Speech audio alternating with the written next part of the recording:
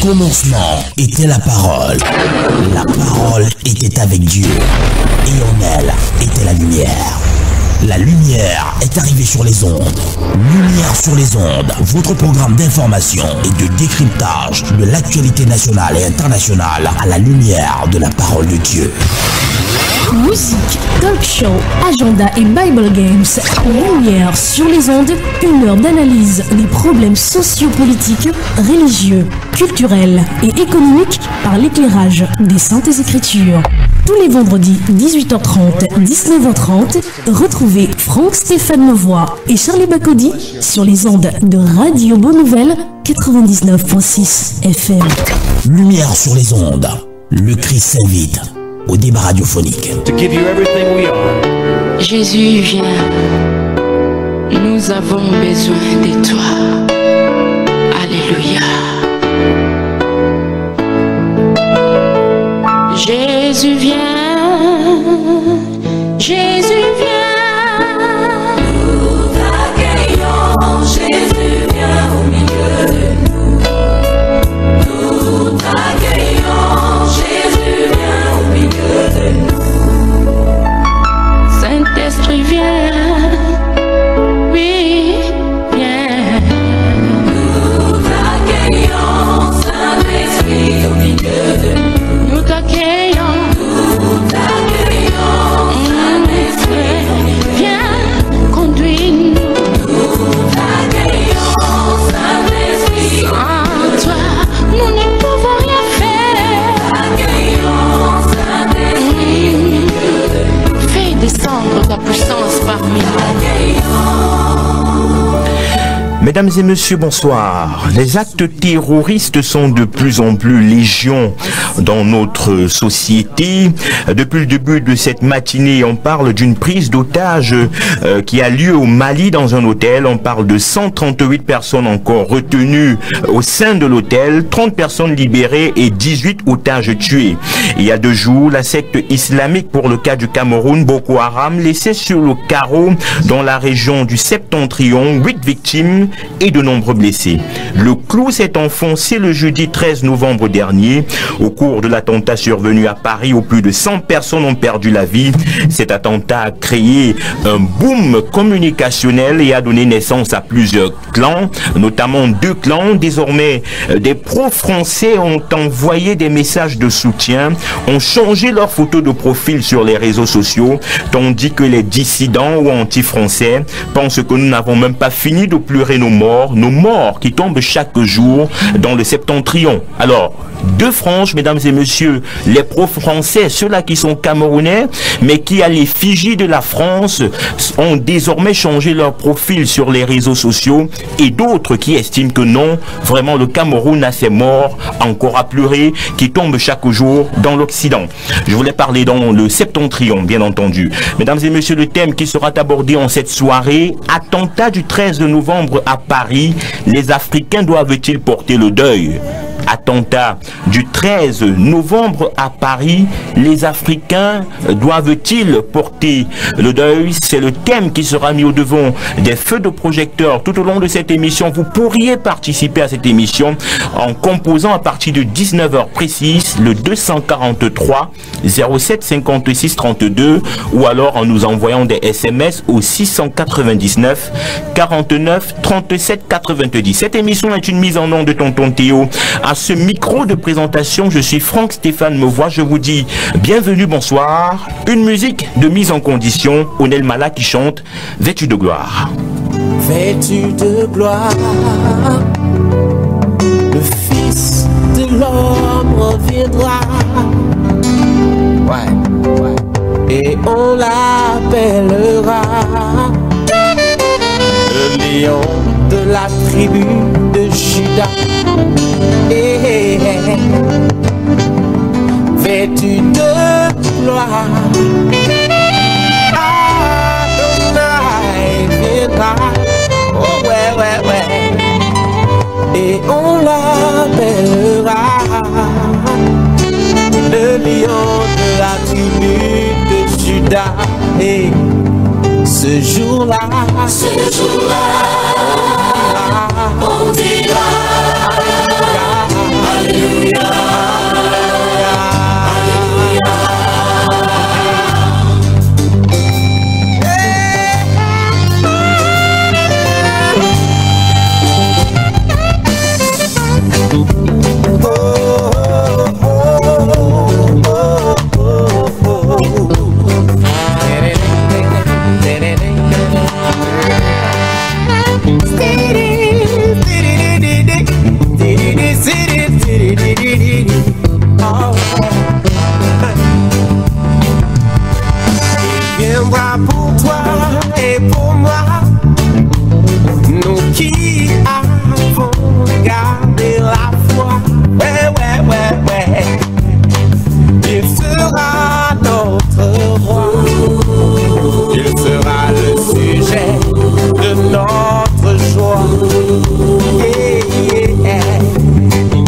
Tout œil le verra, toute langue le confessera. Devant lui, tout genou fléchira, tout genou fléchira, lui grand honneur et gloire. On dira, Alléluia, Alléluia, Alléluia, Alléluia, Alléluia. Oh, ce jour-là, on dira, Alléluia, Alléluia, Alléluia, Alléluia. Tout le monde sera là. Oh, tous les jeunes et tous les vieillards. Ah, les enfants. J'imagine tous ces enfants qui monteront sur les épaules de papa. Envie de voir ça. Yeah, yeah. L'aveugle le verra et même le sourd l'entendra. Oh, yo, yo, yo. Le muet le chantera. Pour lui, le paralytique se lèvera. Ce jour-là, on dira, Maranatha, Maranatha, Maranatha. Oh, ce jour-là, on dira, Maranatha, Maranatha, Maranatha. Oh, oh, oh. Retour dans ce studio de Radio Bonne Nouvelle à 99.6. Mesdames et messieurs, une fois de plus, bienvenue. Si vous nous prenez à présent, vous êtes connectés sur l'émission Lumière sur les ondes. Lumière sur les ondes, on nous écoute partout à Bonaberry. On va dire d'ailleurs bonsoir à une sœur en Christ qui nous écoute du côté de Bonaberry, mademoiselle Moukouri. Voilà, bonsoir. Mesdames et messieurs, nous entrons de plein pied dans cette émission. Le thème ce soir, attentat du 13 novembre à Paris. L'Afrique ou alors les Africains doivent-ils porter le deuil? Et pour ce soir, ils sont nombreux à avoir répondu présent à cet appel lancé par l'équipe de production de Lumière sur les ondes. Nous allons commencer par ma droite, l'évangéliste Élie Bertrand Tchabda Junior, qu'on ne présente plus. Bonsoir et bienvenue. Bonsoir Franck, bonsoir aux panélistes, bonsoir à tous les auditeurs des Radio Bonne Nouvelle. Alors frère, comment s'est passée votre semaine? Avec la nouvelle de la France, de l'attentat en France et toutes les autres choses, comme vous avez mentionné dans votre introduction, oui. L'attentat, la prise d'otage au Mali, bien sûr, on ne peut être que vigilant, parce qu'à tout moment ça peut se passer sur toutes les parties de la terre. Bien Donc sûr, en fait, le cœur est tourné dans les différents endroits où il y a le conflit pour prier pour eux. Voilà, alors de ma gauche, de ma droite, autant pour moi, à ma gauche, le frère Fred Akoa, qui est avec nous ce soir, qui est un observateur de la scène politique, sociale. C'est quelqu'un qui a beaucoup à partager, et d'ailleurs il va partager avec nous ce soir. Frère, bonsoir et bienvenue. Bonsoir, je voudrais ajouter que je suis aussi frère en Christ. Bien sûr. Donc j'aime plus cette casquette que autre chose. Donc, bonsoir à tous. Merci Fred Akoa, première apparition dans ce studio. On espère que on te reverra pour d'autres thèmes à développer ici. Ce sera un plaisir pour moi. Ok, quelqu'un qu'on ne présente plus aussi, le troisième invité de cette émission, le prophète Georges-Guillaume Medjou, qui est avec nous. Bonsoir homme de Dieu et bienvenue. Bonsoir Stéphane, bonsoir à tous les auditeurs de la Radio Bonne Nouvelle, bonsoir aux copanélistes, bonsoir à tous ceux qui nous écoutent à l'instant même. Ok, alors pasteur prophète, voilà, je reste avec vous pour vous poser la première question. Nous constatons aujourd'hui effectivement que les actes terroristes sont en train de proliférer, ces actes gagnent du terrain. Qu'est-ce qui peut expliquer cette tendance? La parole de Dieu est claire. Quand tu lis les évangiles, Jésus a prédit cela, qu'une nation s'élèvera contre une nation, un enfant s'élèvera contre son père. Et ce que nous voyons tout autour de nous, c'est de ça qu'il est question. Alors, tant que les hommes ne vont pas mettre leur pouvoir central par rapport à Dieu, parce que quand tu vois les différents gouvernements, selon la parole, quand tu lis les Saintes Écritures dans les livres de Romains 13, on nous dit tout pouvoir vient de l'Éternel, de Dieu. Donc, il faut que les chefs d'État ou les dirigeants du monde se confient à l'éternel. Au jour d'aujourd'hui, ils prônent l'humanisme singulier. L'humanisme singulier, ça veut dire qu'on crée les plus forts, crée des guerres en Afrique. Quand je vois la Côte d'Ivoire, ça me fait mal. Quand je vois la RCA, je vois la Libye.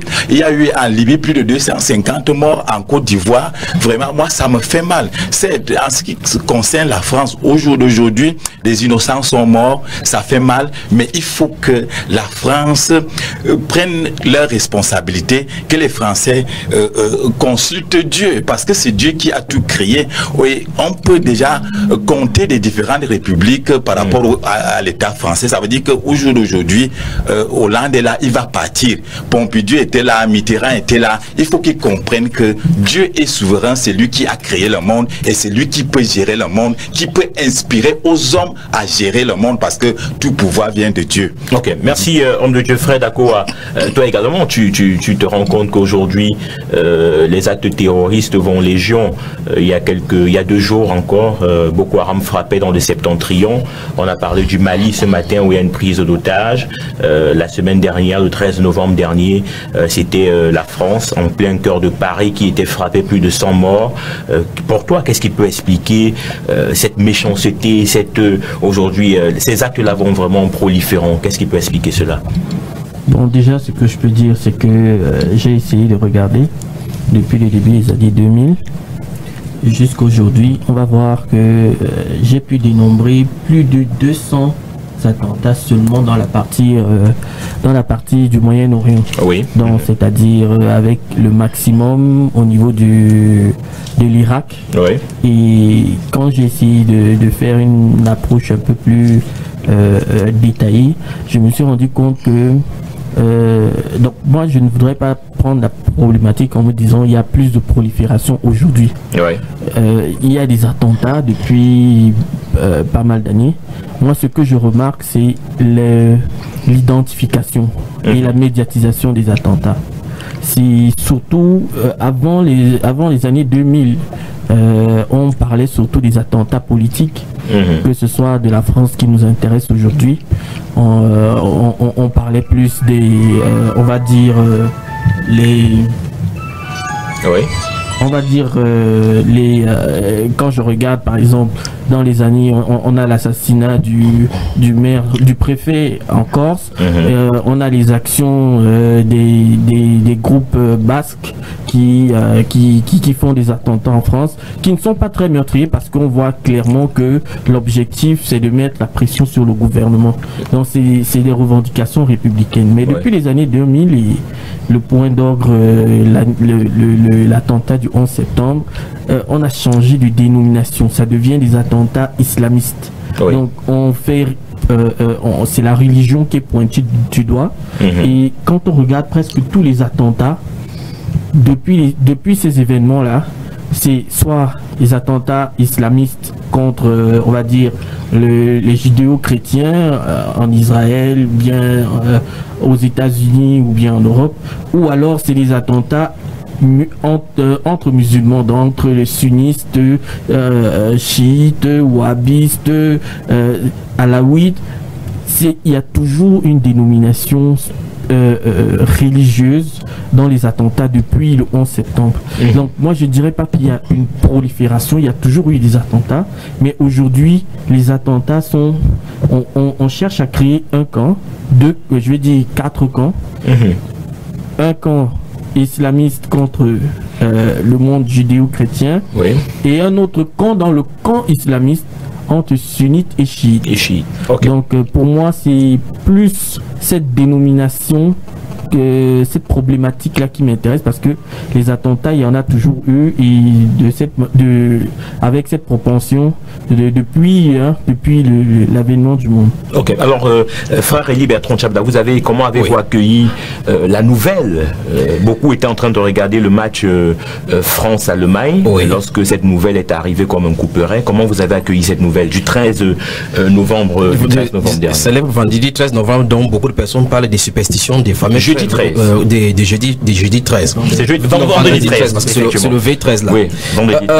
Je n'ai pas accueilli avec un sentiment particulier parce que en tant que prédicateur, je me prépare à tout dans ce monde ténébreux, dans ce monde de puanteurs, dans ce monde d'exécration, de noisseurs qui va seulement brûler au feu.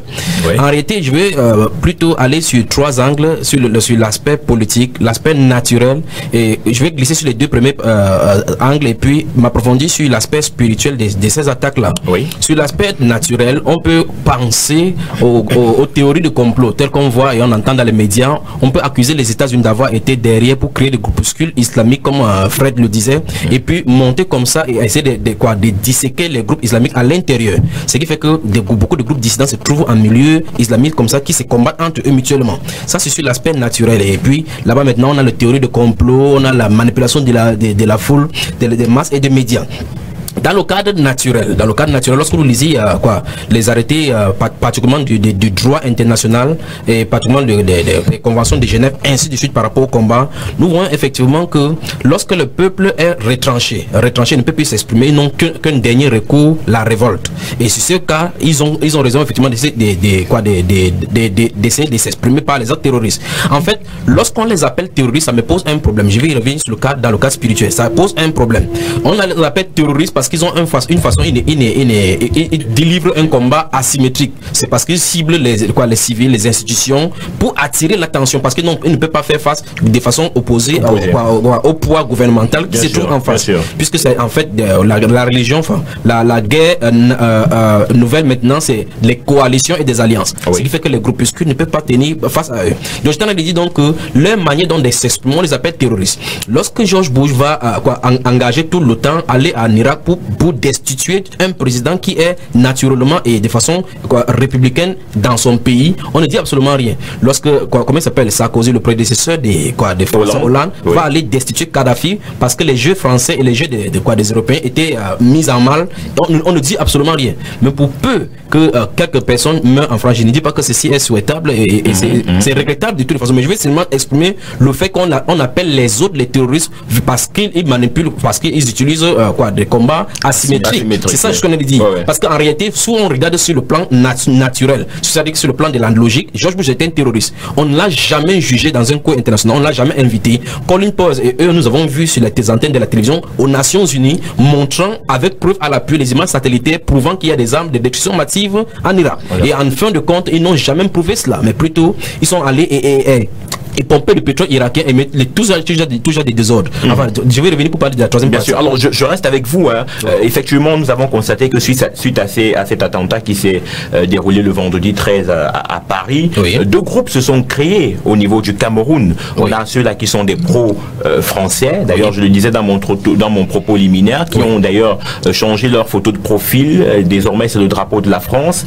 Il y a d'autres qui sont des dissidents, qui sont des anti, qui estiment que les Camerounais n'ont pas besoin de pleurer ou alors de porter le deuil de la France, étant donné que on a nos morts, on a connu nos morts en Côte d'Ivoire, on a connu nos morts, pour parler dans le sens africain, en Libye. Aujourd'hui on continue de connaître nos morts dans le Septentrion. Vous appartenez à quelle frange? Je n'appartiens à aucune frange de ces deux-là. De toute façon, les dessins des Africains est intimement lié aux dessins européens.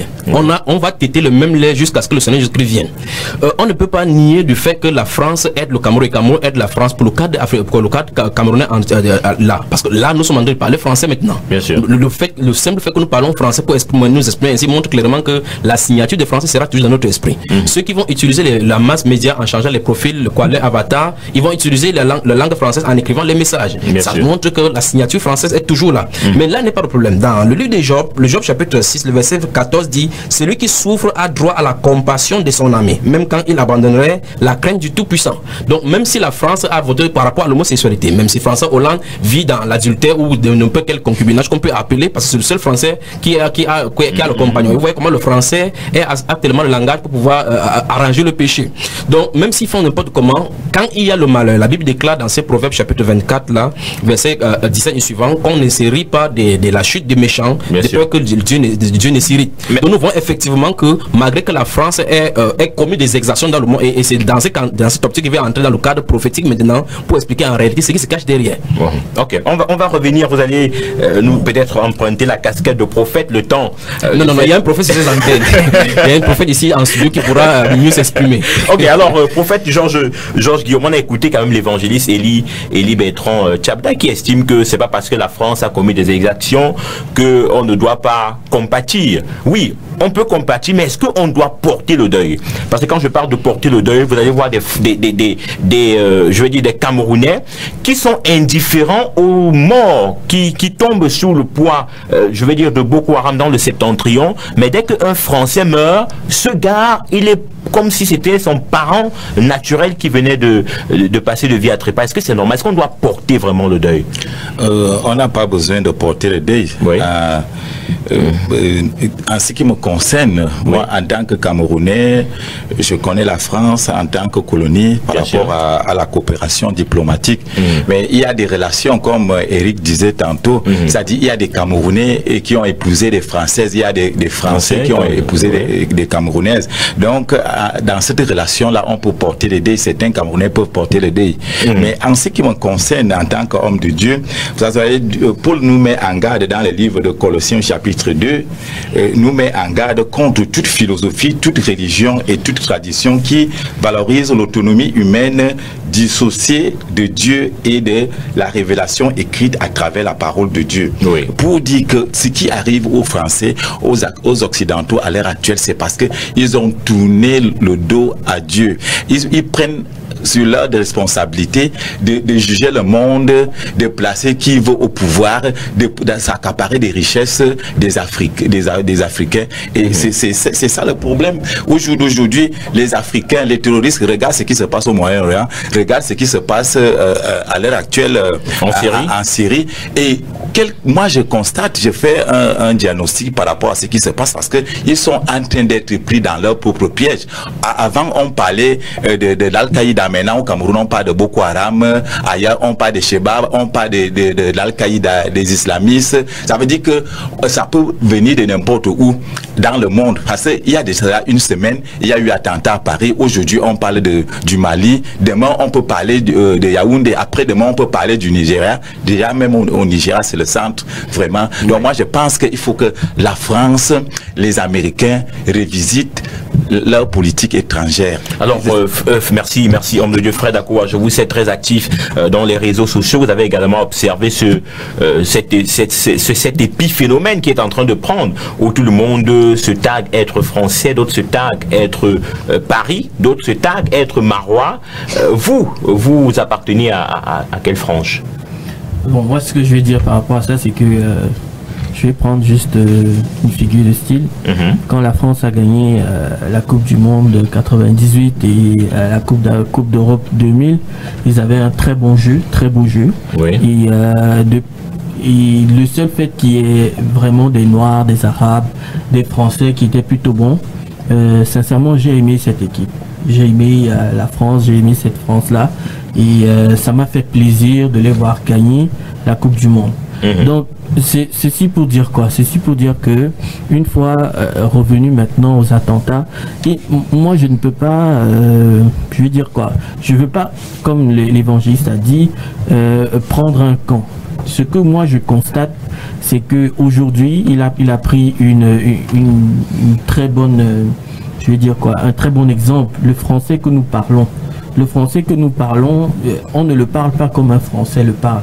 Le français le parle de manière naturelle. Nous, on le parle parce que nos parents ont été terrorisés.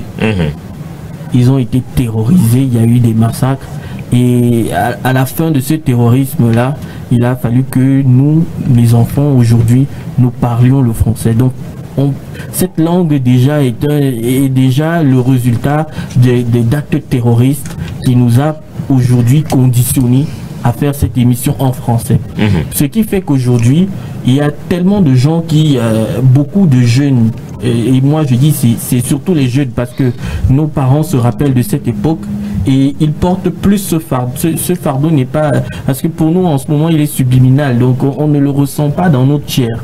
Parce qu'on l'a appris depuis la jeunesse et c'est devenu une habitude que nous transportons comme un héritage, un mauvais héritage en fait. Ouais. Donc aujourd'hui, quand il y a des actes comme ça, de prime abord, ça réveille des instincts qui sont très lointains, cachés très lointains. Donc ce qui fait en sorte que on va voir, et si vous faites bien la remarque, vous allez constater que ceux qui prennent plus parti de la France, c'est ceux qui ont un idéal dans je vais dire quoi, dans l'idéal européen. L'évangéliste a dit avec les Européens, on va je sais pas, on aura la même lignée jusqu'à la fin de la terre. Moi, on va téter le même lait. Voilà, justement, on va consommer le même lait sur le même jeton du sein. Je ne souhaite pas que cette prophétie soit réelle, parce que je voudrais que l'Afrique se développe. Et l'Afrique ne peut pas se développer avec un modèle de développement européen. C'est pas possible. Donc, alors, oui, il faut terminer. Oui, donc ce qui fait que ce que moi je pense, c'est que c'est normal qu'il y ait deux camps. Il y a deux camps et depuis les indépendances, il y a toujours eu ces deux camps-là. C'est pas aujourd'hui qu'ils se sont créés. Aujourd'hui, ils reviennent juste à la face de nous tous pour nous montrer essentiellement que nous avons un problème que nous n'avons pas encore pu régler jusqu'aujourd'hui. Donc, il faudrait que les Africains, à un moment, se retrouvent. Parce que quand on voit, on a vu les élus ivoiriens qui ont marché pour les attentats de la France. On a vu le président béninois pleurer lors des attentats de Paris en janvier, alors qu'on ne l'a jamais vu au Cameroun pour venir soutenir, même pas pleurer, pourquoi pleurer? Pour venir juste soutenir il doit avoir le président camerounais. Donc, ou alors au Kenya où il y a eu des attentats plus graves que ce qui se passe en France. Moi, je veux dire, les morts en France aujourd'hui sont à pleurer, parce que c'est des familles qui vont être dévastées, et ce n'est pas que des Français, c'est ça aussi le problème. Il y a eu il pouvait avoir d'autres nationalités. Aujourd'hui, ces familles vont porter le deuil, mais comme l'a dit le prophète, à cause... Alors Fred Akwa, je vais mettre...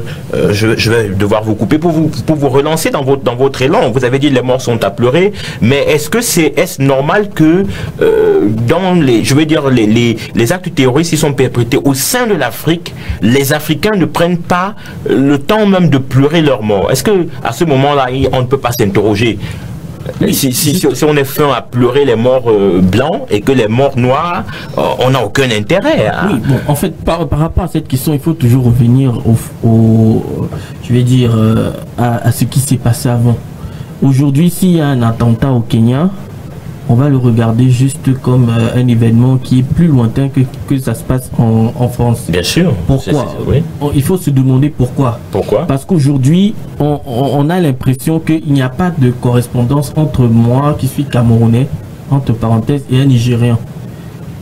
Je me sens plus proche. Il y a plus de barrières entre moi et le Nigérian qu'entre moi et le Français.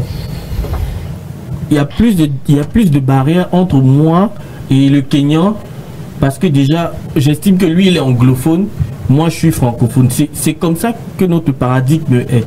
Donc, c'est-à-dire, on se met des barrières avec nous-mêmes, les Africains, parce qu'on estime que, parce qu'on est dans une prison, la prison coloniale, dans laquelle on n'arrive pas à se dissocier de ça. Ok.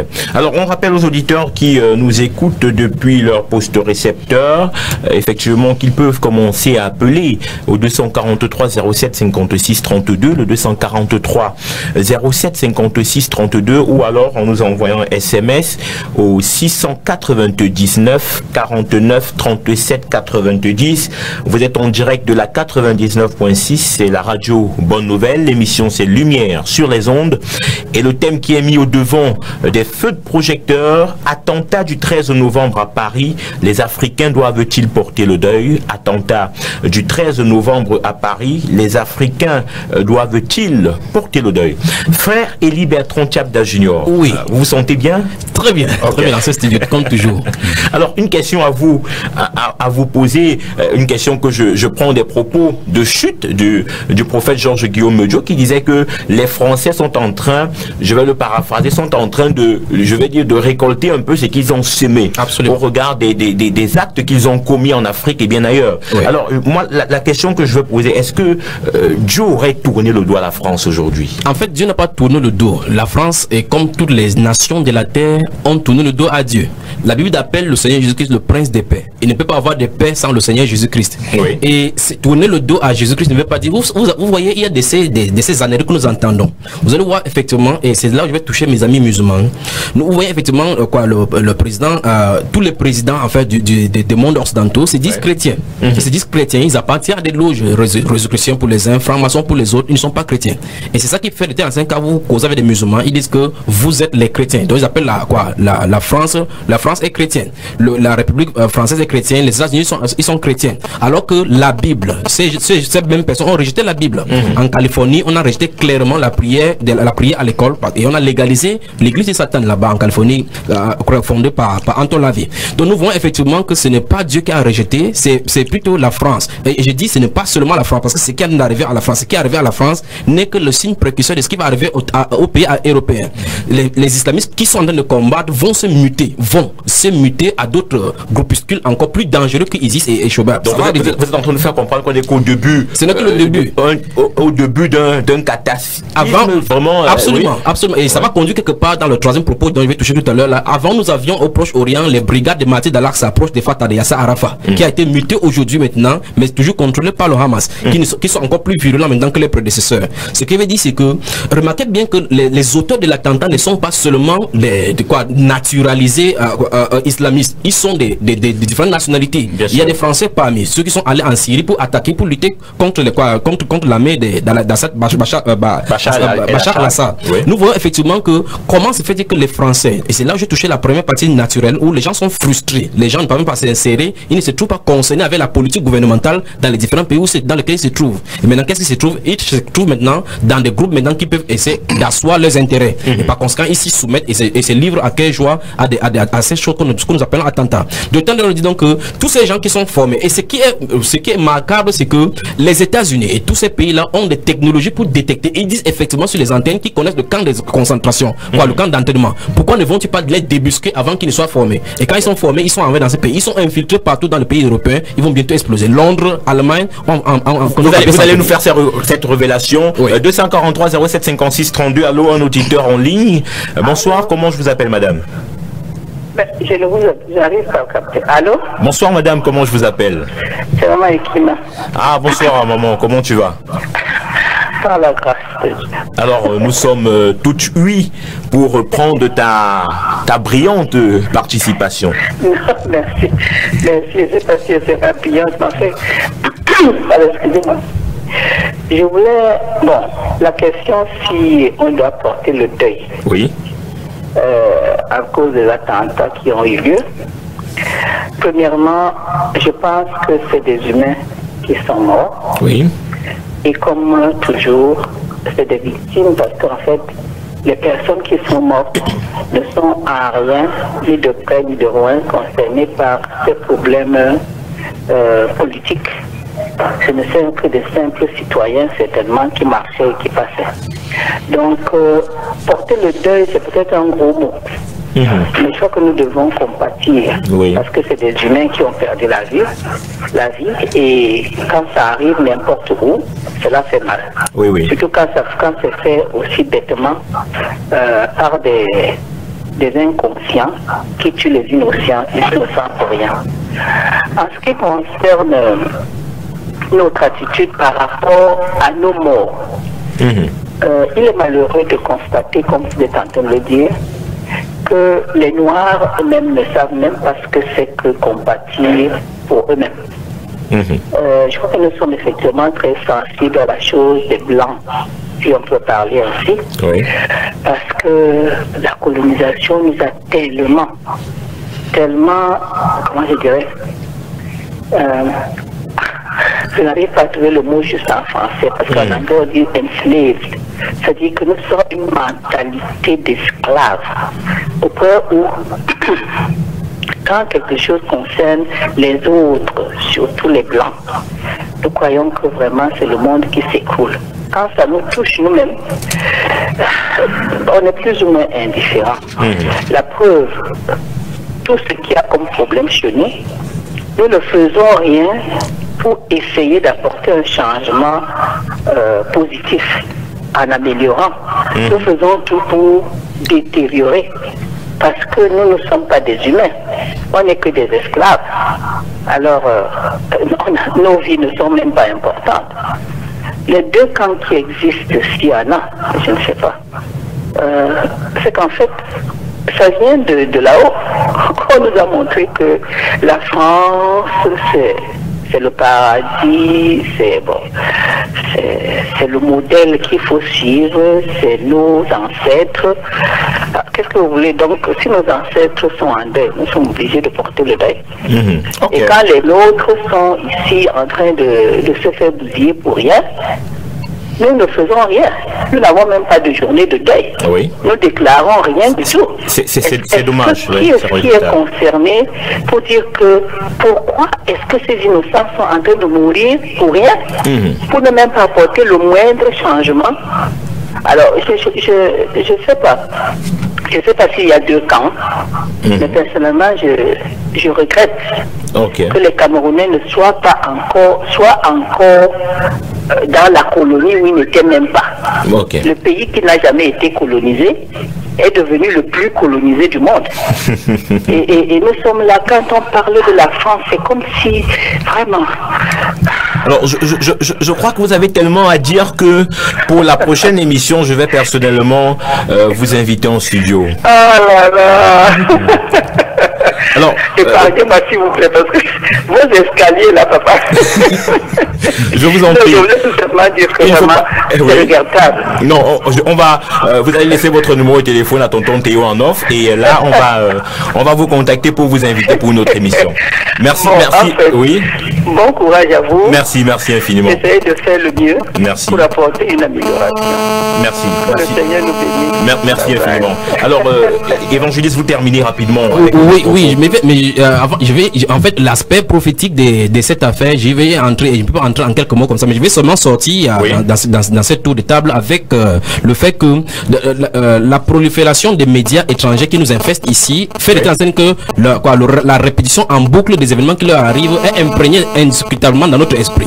Alors que nos propres intérêts que nous avions, comme les événements par exemple de Boko Haram dans le nord du pays et au Nigeria et au Kenya dont on parlait tout à l'heure, nous voyons effectivement que la technique ou bien la déontologie de notre façon de traiter les informations sur nos antennes, sur nos télévisions nationales sont différents par rapport aux leurs. Parce que jadis ici, enfin souvent ici, nous disons que nous voulons protéger la population en ne pas voulant créer la psychose. C'est pour cela que dans nos médias effectivement, on ne répète pas en boucle. Vous voyez effectivement que chaque 30 minutes, chaque 15 minutes, pour le cadre de la France, on va toujours donner les événements qui s'y trouvent.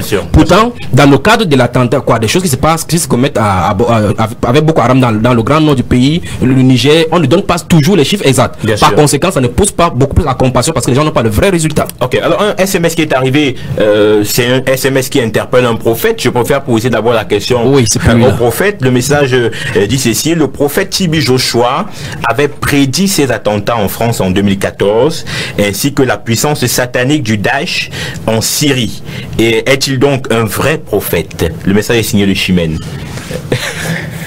C'est à vous que je pose la question, vous êtes prophète. C'est son collègue là. Oui, effectivement, c'est un vrai prophète. Il a prédit, c'est arrivé. Quand tu lis le livre de Deutéronome chapitre 18, Dieu dit qu'un prophète qui se lève pour prophétiser, si ça ne s'accomplit pas, c'est qu'il n'est pas un prophète de Dieu. Mais si ça s'accomplit, c'est que c'est un prophète de Dieu. Alors, par rapport à ce qui arrive aux Occidentaux, ils ont rejeté la foi à un Dieu personnel et infini. C'est-à-dire, ils refusent d'accepter que c'est Dieu qui a créé les hommes, c'est Dieu qui a créé le monde. Et ils font des choses, ils créent des machins comme les Nations Unies, l'ONU et tout pour massacrer les Africains et les peuples. Donc moi je pense que il est temps que les Occidentaux retournent vers le Seigneur qui a créé l'univers et tout ce qui s'y trouve. Et s'inspire, c'est-à-dire des éléments bibliques, c'est-à-dire s'inspire de la parole de Dieu pour mieux diriger les peuples, pour mieux entretenir les coopérations, que ce soit sur le plan diplomatique ou sur le plan des humains. Alors, Fred Akoura, suite à ce message, c'est vrai que moi également, je suis au courant de cette prophétie de l'homme de Dieu, le prophète Tibi Joshua. C'était effectivement en 2014. Et il disait voir la France dans l'obscurité. Et il avait parlé de ces attentats. Et je reviens avec ce qui se dit, je vais dire dans les couloirs, que si cet homme de Dieu avait prophétisé cela, ça veut dire que c'est le plan de Dieu. Est-ce qu'on peut dire que c'est le plan de Dieu que ces choses arrivent à la France, Fred Akoura? Bon, je voudrais dire que pour moi, Tibi Joshua, c'est un homme de Dieu. Bah, je vous confirme également. Maintenant, en ce qui concerne les attentats à Paris, moi-même, je pouvais les prophétiser. Donc il ne fallait pas. C'était prévisible, quoi. C'était prévisible. La prédiction, si tu fais de la prophétie, la voilà, effectivement. C'est tout ce qui est le plus prévisible par rapport au tournant que la France a pris depuis l'accession de Nicolas Sarkozy à la présidence de la République. Vous avez très bien vu qu'en 2003, Jacques Chirac a refusé de rentrer dans la guerre contre l'Irak. Il a été catégorique et on a vu très bien que les attentats ont commencé à faire beaucoup de morts après que Sarkozy ait réintégré l'OTAN en 2007 et qu'il ait commencé à suivre les États-Unis et Israël. Ok, Fred Gap, le fil de tes propos va prendre cet auditeur, priorité à l'auditeur 243 07 56 32. Allô, bonsoir. Bonsoir. Monsieur, vous allez complètement baisser le volume de votre poste récepteur? Oui, je suis même pas à côté, mais je vais quand même casser le pour avoir le retour. Alors vous vous éloignez complètement. Alors on vous écoute, comment vous appelez? Oui, mon nom c'est Frère André. Oui, Frère André, allez-y, on vous écoute. Quant à la question que vous avez posée, je pense que c'est une question qu'il ne faut pas poser aux chrétiens. Parce que normalement, les chrétiens devraient s'occuper des choses chrétiennes. Mais maintenant, s'il peut prendre un cas de l'actualité pour le leur poser, je pense que chacun a des morts, si ce n'est que au niveau national. Nous avons des morts et chaque nation doit pleurer ses morts. Oui. Bon, on peut peut-être faire une visite de courtoisie à son voisin, mais lorsqu'il y a des morts à un moment donné qui tombent dans plusieurs nations, au même moment, chaque nation devrait déjà pleurer ses morts, les enterrer. Et il faut se retrouver. Allô? Je crois qu'on a été coupé. Alors Fred, pour chuter dans vos propos très rapidement. Oui, donc je disais que en ce qui concerne les attentats en France, c'était presque prévisible parce que le tournant que la France a pris après 2007 a fait en sorte que du fondamentalisme islamiste a commencé à s'insérer dans la population française. Et le débat qui était toujours ce débat où on parlait on a même créé tout un ministère de l'identité nationale où on a fait la guerre au voile. On fait la guerre au voile, mais on ne touche pas aux sœurs, on ne touche pas aux prêtres, mais on fait la guerre au voile musulman. Donc tout ceci a conduit déjà à des premiers soubresauts avec les affaires de Mera, ensuite de ce qu'on a vu avant le Thalys et puis tous ces petits attentats qui étaient faits, Charlie Hebdo. Et aujourd'hui on rentre dans véritablement quelque chose de plus grave parce que on a l'impression que plus la France prend des mesures de sécurité, renforce ces mesures de sécurité, sont sous l'opération Vigipirate depuis les attentats de Mera, et à Charlie Hebdo, on était à presque une trentaine de morts. Aujourd'hui, on a triplé. On a multiplié par combien? C'est monté d'une manière exponentielle. Donc, comme le disait l'évangile, ce n'est que on a l'impression que Mira et Charlie Hebdo, ce n'était que la mise en bouche, et que nous sommes déjà entrés dans une ère sanglante où véritablement Dieu manque, parce que moi je dirais pas que c'est Dieu, moi je dirais que ce sont les hommes qui entraînent faire eux le malheur. Exactement. 243 07 56 32, allô, bonsoir. Bonsoir. Bon, je terminais pour dire que ici, la question maintenant est posée aux chrétiens. Moi, je pense que c'est que les chrétiens devraient faire par rapport à des gens comme cela, c'est d'aller devant les évangélistes, parce qu'ils ont renié l'évangile, mais ils ont rejeté l'évangile. Alors, vous avez dit qu'il faut qu'un chrétien aille pleurer auprès de quelqu'un qui a renié déjà à sa matière de base. Je ne sais pas ce qu'il pourrait lui apporter comme contribution. Mais je pense que la première chose à faire, c'est de les évangéliser d'abord. Comme ça, ils comprendront le partage ou la compassion que nous leur apportons. Merci infiniment, frère, pour votre participation. Frère Dakoua également, merci. On revient à vous, frère évangéliste et Bertrand Chap, dans le domaine spirituel. Je veux dire que tout ce qu'on regarde, tout ce qu'on voit, tout ce qu'on entend a forcément une portée sur le plan physique, mais il y a également une portée sur le plan spirituel. Il y a quelque chose qui se cache sur le plan spirituel, qu'il soit dans le domaine infernal ou qu'il soit dans le domaine divin. Faites-nous donc les révélations que vous vouliez nous faire. Premier postulat. Tous les royaumes de la terre sont sous la coupe, sont contrôlés par le Seigneur. La Bible déclare que toutes les nations de la terre sont sous sa direction. Deuxième postulat, le monde actuel est sous la puissance de Satan. Troisième postulat, les dieux, dans Psaume chapitre 33, verset 11 suivant, dit qu'il anéantit le dessein du peuple, et ce sont ces desseins qui subsistent de façon éternelle. Alors maintenant, qu'est-ce que Dieu est en train de faire derrière tout cela? Nous voyons effectivement que ce sont les islamiques qui sont de causer cela. Ils sont en vue maintenant dans tous les attentats au courant du monde. Les deux volets ont été mentionnés par mes deux copanélistes. C'est les judéo-chrétiens, les juifs et les chrétiens qui sont ainsi indiqués. Donc en fait, c'est la guerre des religions. Mais quand bien même les Européens voudront essayer d'anéantir cet aspect religieux cette façon religieuse, parce qu'en fait, la pensée islamiste, c'est d'imposer la religion islamique sur tous les terres. Et ce que les gens ne savent pas, c'est que lorsqu'une mosquée est construite quelque part, cette terre est considérée comme musulmane. C'est ce que les gens ne comprennent pas. La deuxième chose, c'est que dans l'eschatologie musulmane, ils savent que l'islam doit dominer le monde. Et que lorsque les gens lisent dans les hadiths, les sunnas avec les certains versets du Coran, ils se voient investis de la mission pour pouvoir imposer la charia sur tout le plan. Et effectivement, ils utilisent donc des alibis tels que l'attaque, le fait que la France participe à l'attaque en Syrie pour pouvoir le faire. Donc nous nous trouvons dans une période musulmane où certaines de leurs prophéties, entre guillemets, sont censées s'accomplir et ils attendent ce qu'on appelle le Mahdi. Donc le Mahdi, un conducteur qui est né aux musulmans. C'est vrai que ce n'est pas une idée partagée par tous les groupes musulmans. Le fait parler de la différence entre les sunnites, les wahhabites et ainsi de suite.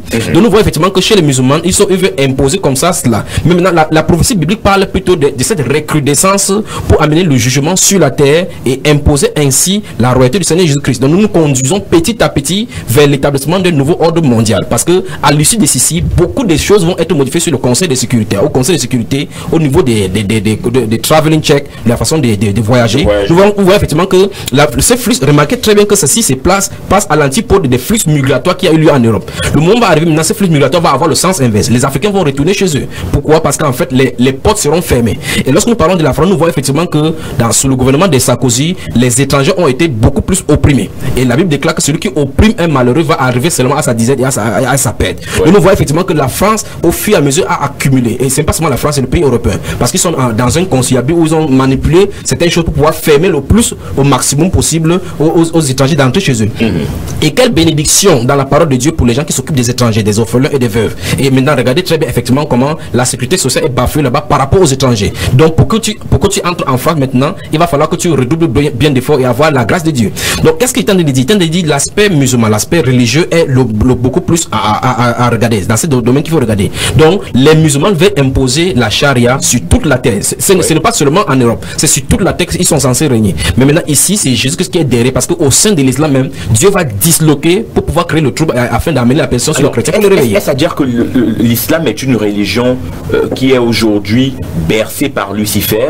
En fait, ça n'a pas été percé dès le départ. C'est Lucifer, c'est dans la gestation. C'est une création luciférienne. Oui. En fait, dans l'eschatologie musulmane encore, c'est prévu dans les prophéties musulmanes que ils vont se diviser en 73 communautés. Et parmi toutes les communautés, une seule, c'est là la bonne, et c'est celle-là qui entrera. Donc, vous voyez effectivement que malgré toutes les communautés musulmanes telles que nous voyons là, les sunnites, ils vont bien parler, les wahhabites et les ahmadiyya, ils vont effectivement voir que tous sont dans le faux parce que personne ne suit l'islam. En réalité, l'islam est radical. En réalité, donc, malgré que sur le média, on essaie de prôner l'islam comme étant une religion de paix, il n'y a pas une seule trace de paix dans le Coran. Il n'y en a pas. Donc, l'islam, en réalité, le vrai islam, c'est ce que les gens qui font l'attentat le font là. Ok. Alors, prophète Georges Guillaume, puisqu'on parle du domaine spirituel, est-ce que la Bible fait mention des attentats? Si oui, en période d'attentat, comment un enfant de Dieu doit se comporter? Oui, en période d'attentat, un enfant de Dieu, déjà, on ne sait pas quand il y aura l'attentat. Ça veut dire que c'est des choses qui arrivent, qu'on ne prévient pas, on n'attend pas un attentat. Mais un enfant de Dieu, selon la parole de Dieu, quand tu lis le psaume 91, Dieu dit, même si 1000 tombent à toi et 10 000 à toi, ça veut dire que tu es protégé. Ça veut dire que si tu vis, un enfant de Dieu, un serviteur de Dieu, vit dans la présence de Dieu, il est préservé des attentats et des pestes, tout ce qui peut arriver. Donc, je continue à dire, parce que quand tu vois dans le domaine spirituel, on peut vérifier la parole de Dieu dans 1 Corinthiens 2, 6, 7. La sagesse, c'est Paul qui parle. La sagesse de l'esprit. Cependant, c'est une sagesse que nous prêchons parmi les parfaits. Sagesse qui n'est pas de ce siècle, ni des chefs de ce siècle, que vont être anéantis. Au verset 7, il dit, nous prêchons la sagesse de Dieu mystérieuse et cachée. Donc ça fait que la sagesse, c'est Dieu qui la donne aux humains, aux dirigeants. Il faut que ces gens, j'insiste là-dessus, c'est-à-dire si Dieu et les lois de Dieu ou les valeurs de Dieu sont bafouées par des autorités, par des humains, voilà ce qui va arriver à toutes les nations. Donc on doit se tourner vers les seigneurs, et vous allez comprendre que les Occidentaux mettent les valeurs en place telles que les sectes pernicieuses, telles que la philosophie, ainsi de suite. Ils refusent que Dieu existe, ils renvoient Dieu. Moi je pense que c'est là le problème. Il faut qu'ils se retournent vers Dieu, qui valorise la parole de Dieu et met en pratique cette parole, et le Seigneur va les aider à diriger le peuple. Alors on prend ce SMS qui est arrivé au 699 49 37 90. Bonsoir mes frères en studio, que Dieu vous bénisse. Depuis la chute de l'homme jusqu'à aujourd'hui et jusqu'à la venue de notre Seigneur, l'ennemi utilisera les hommes pour accomplir ses desseins de destruction, sauf si l'homme se répand et voit en Dieu son sauveur, sa vie, son espérance et surtout son unique Dieu. Ceci est réel pour les blancs et pour les noirs. Rien voilà, ne vaut la vie d'un être humain. Le message est signé de la sœur Thérèse. Frère, à quoi vous partagez ce message de la sœur Thérèse? Bien entendu, je partage ce point de vue, mais je voulais revenir un peu sur les propos de l'évangéliste tout à l'heure quand il parlait de l'islam. Je vous en prie, moi je trouve que c'est ce genre de discours qui crée justement le fondamentalisme, parce que quand on estime que la religion d'un autre est forcément créée de manière luciférienne, moi je dis c'est ce genre d'attitude qui fait en sorte que on a parce que personne n'est terroriste. Personne n'est terroriste et personne, je vois pas quelqu'un qui pourrait prendre une arme et se mettre à tirer sur les gens qu'il ne connaît pas pour rien et mettre sa vie en danger aussi.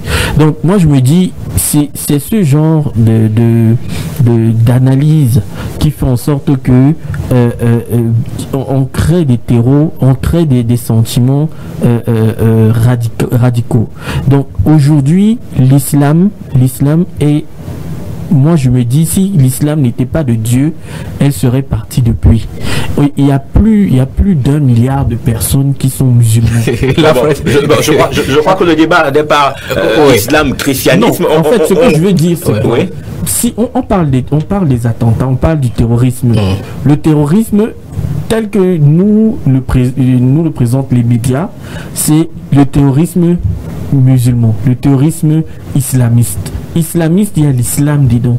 Donc ça veut dire quoi? Ça veut dire que on nous présente l'islam comme étant une religion brutale, une religion qui impose tout, sa façon, sa vision du monde. Ok, on va prendre ce SMS et ça pourra peut-être nous relancer. On a le temps de Marcel, la sœur Marcel Tonga, que nous connaissons tous affectueusement. Je lui dis bonsoir en passant. Ok, effectivement. Elle dit, je crois que les chrétiens doivent arrêter de se laisser diriger par les médias. Oui. Le Saint-Esprit nous communique d'avance ce qui va se passer dans notre monde et souvent nous subissons l'ennemi comme le commun des mortels. Exact. Quel est le calendrier actuel de Dieu? Point d'interrogation.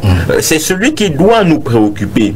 Jésus pleurerait devant notre insensibilité, devant la main invisible de Dieu qui s'impose au monde, comme il avait pleuré sur Jérusalem qui n'a pas connu le jour où elle a été visitée. Oui. Le monde entier pour la première fois, à ma connaissance, s'est uni en prière dans le pré. Nous n'avons vu que Paris après. Voilà, donc voilà le message de Marcel. Oui, oui. Donc, en fait, ce que je voulais terminer sur ce propos parce que je trouve qu'il est très important.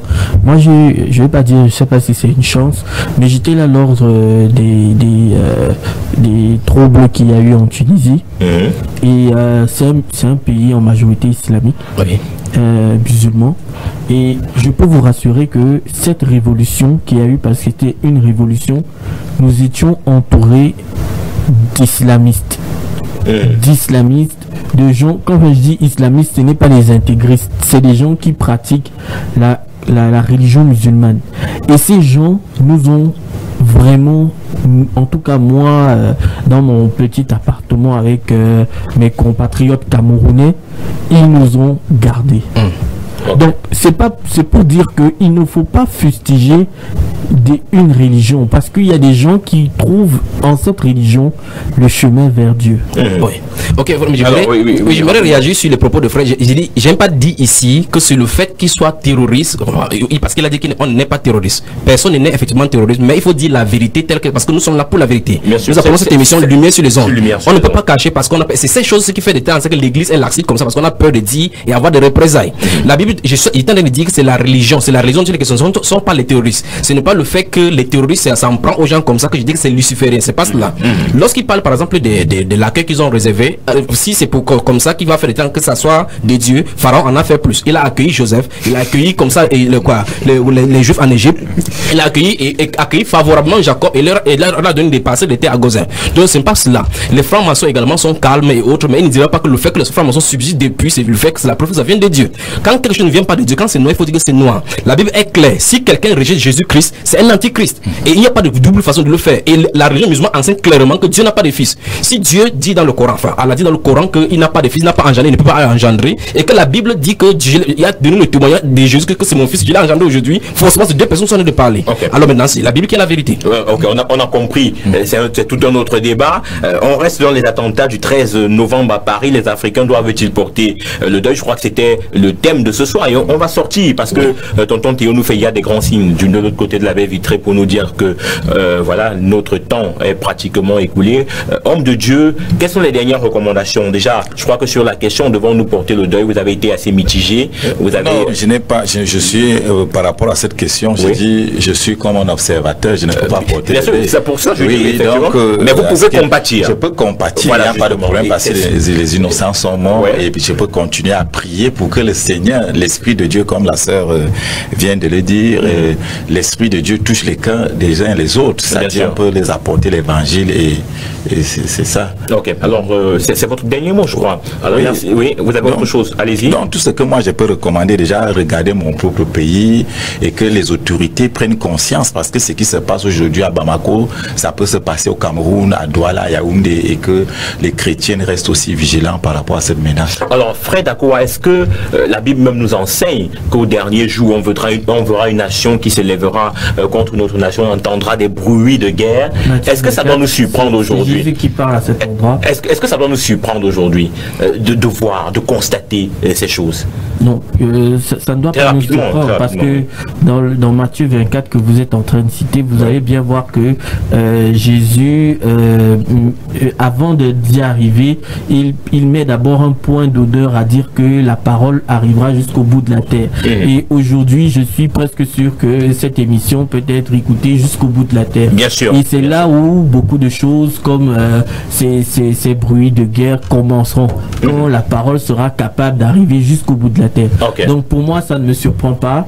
Je terminerai juste en disant que je porte le deuil, mais je porte le deuil de l'humanité, parce que je crois que c'est l'humanité tout entière qui n'arrive pas à se réconcilier avec son Dieu. Vous êtes au courant que 8 personnes sont mortes il y a 2 jours aux côtés de l'extrême nord? Oui, je sais. Vous avez jeûné pour ces personnes? C'était juste pour rire. Pour qui ressuscite l'enfant, Stéphane? C'était juste pour rire. Parce qu'il disait qu'il porte le deuil de nos compatriotes, je veux dire des Français.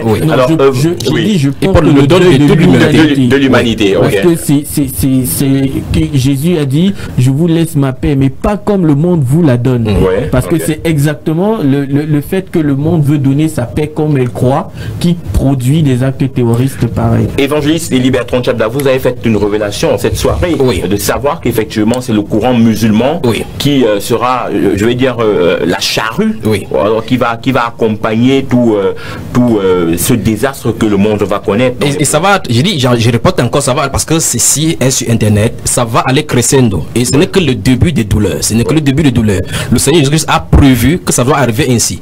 Et Fred a dit tout à l'heure qu'il ne pense pas que Dieu est derrière. Dieu est derrière tous les événements. Dans Lamentation chapitre 3, verset 37, la Bible déclare, arrive quelque chose sur la terre sans que l'Éternel ne l'ait ordonné. Il n'y a rien qui surprend Dieu dans son plan. Ce n'est pas un événement qui va arriver avant que Dieu sera au ciel en train de penser qu'est-ce qu'il va faire sur la terre. C'est dans son plan que ça arrive comme ça. Le nombre de personnes qui vont mourir sont prévues par lui. Tout ce qui est censé arriver, on ne peut rien y faire. Quand Dieu donne les prophéties à ses enfants, c'est pour les prévenir, les garder là-bas. La Bible déclare dans Psaume 9, le verset 10 que le Seigneur Jésus-Christ est quoi? Que Dieu, l'Éternel est le quoi? Il garde les opprimés au temps de la détresse. Il est le secours, il est le refuge. Donc j'aimerais dire que toutes les nations, comme ils ont rejeté Jésus, et nous parlons de nations étrangères, nous voyons pas ce que le Cameroun a fait. Le préambule de la Constitution institue le Cameroun comme un pays laïque. C'est déjà un rejet du Seigneur Jésus-Christ sans s'en rendre compte. Ça va être terrible. Ok, alors on prend ce dernier message pour fermer cette émission. Bonsoir, nous devons compatir à la douleur des autres, car chrétiens ou non, nous sommes tous des enfants de Dieu. La parole de Dieu nous exhorte à prier, voilà, de prier les uns pour les autres, nous réjouir avec ceux qui se réjouissent et pleurer avec ceux qui pleurent. Le message est signé de la sœur en Christ Muriel, à qui on dit bonsoir. Mesdames et messieurs, merci d'avoir écouté cette émission, merci d'avoir été nombreux à participer en nous envoyant des messages, en nous appelant. On se donne rendez-vous vendredi prochain pour une autre émission. D'ici à là, que le Seigneur vous comble. Excellent début de week-end sous la grâce. Vivement donc si notre pays également touché l'Afrique, on organise une émission pour en parler. Bien sûr, bien sûr. On ne parlera pas seulement. Parce que cette émission-ci et cette thème-ci montre clairement que nous portons le deuil là. Oui, bien.